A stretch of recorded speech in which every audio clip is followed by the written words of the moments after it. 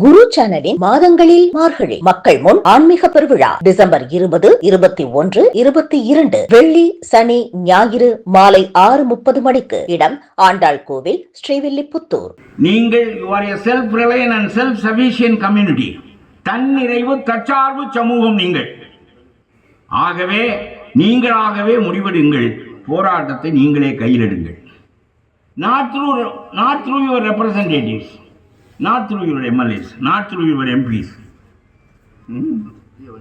குறிப்பு ஒன்று வச்சுங்க, நீங்கள் இந்த குறிப்பு என்னன்னு பாருங்க. not through your MLAs, நீங்களே இந்த போராட்டத்தை கையில் எடுங்கள். எடுத்தால் முடியுமா? வேங்கை வயல் போல் ஒரு கிராமம் தேர்தலை புறக்கணித்த போது வேங்கை வயல் தான் நினைத்ததை சாதித்துக் கொள்ள முடியவில்லை என்பதற்கான காரணம் ஒரு கிராமம். அதை பொருட்படுத்தாமல் ஆட்சி அமைக்க முடியும்.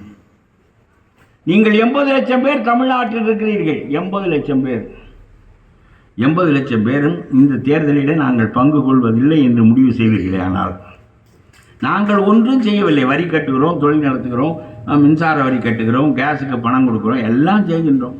ஒன்றே ஒன்று மட்டும், தேர்தல் என்று வீட்டிலேயே இருந்து கொள்ளும்.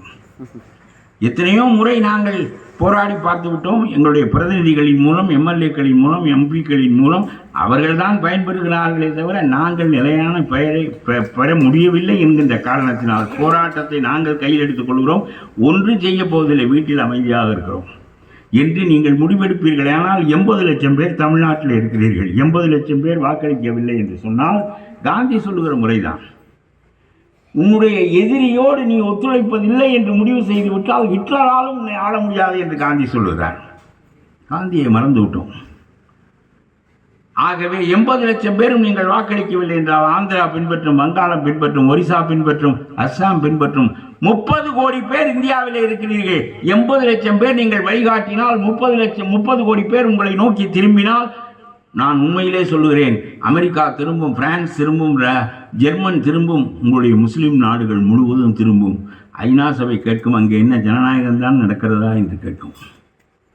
ஆகவே சிறுபான்மை மக்களுடைய அடிப்படை உரிமைகளை மதிக்காமல் ஒரு ஜனநாயக நாடு நிறைவேற முடியாது என்பதற்கு இதுவரையிலும் ஜனநாயகத்தில் இல்லாத ஒரு வகையில் சிறுபான்மை மக்களுக்கான பாதுகாப்பை ஏற்படுத்தி ஆக வேண்டிய கட்டாயம் ஜனநாயக அமைப்புக்கே ஏற்படும், இந்த அரசாங்கத்துக்கு ஏற்படும். உலகம் இதை கவனிக்கும்.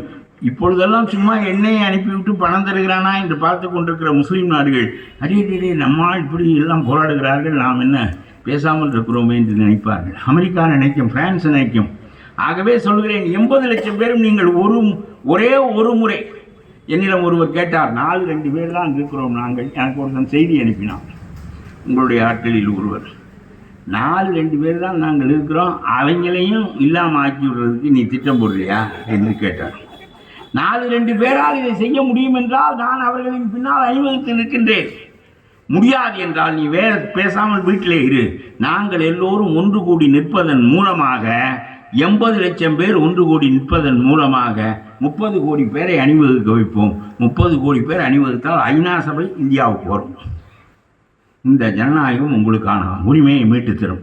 நான் ஒன்றே ஒன்று மட்டும் சொல்லுகிறேன், ஹிந்து லா என்பது முஸ்லீம் லாவாக ஆகக்கூடாது. யூனிஃபார்ம் சிவில் கோடில் நீ எந்த சட்டம் கொண்டு வந்தாலும் இந்து லாவை தான் கொண்டு வந்து இதில் திணிப்பாய். ஆகவே இதை எதிர்த்து போராடுவது, நான் சொல்வதை நீங்கள் யோசியுங்கள், கலந்து பேசுங்கள்.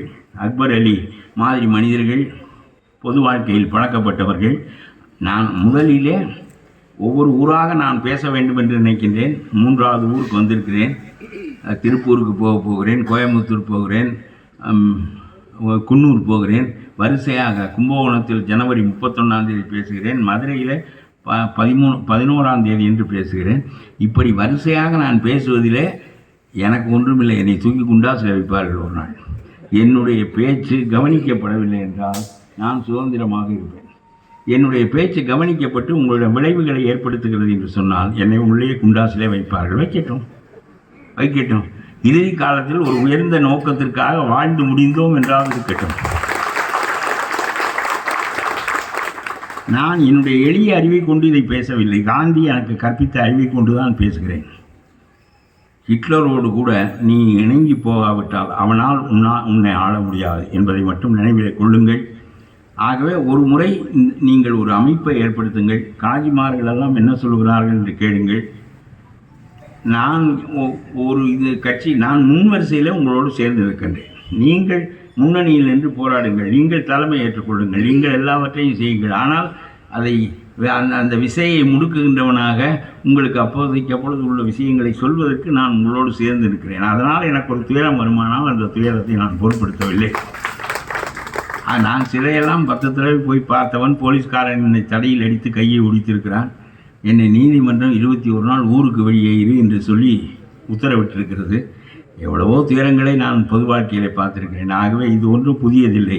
சிறுபான்மை மக்களுக்காக ஒரு காரியத்தை நமக்கு சரியான காரணம் காந்தி வழியாக கருத்திலே பட்டு உங்களுக்கு சொல்லி அது நடக்குமானால் அது மகிழ்ச்சி. நடக்கவில்லை என்றால் நீங்கள் உங்களுடைய வாழ்க்கையை நீங்கள் தான் முடிவு செய்ய போகிறீர்கள்.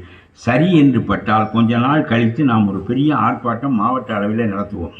எங்களுடைய உரிமைக்கு கை வைக்காதே என்று சொல்வோம்.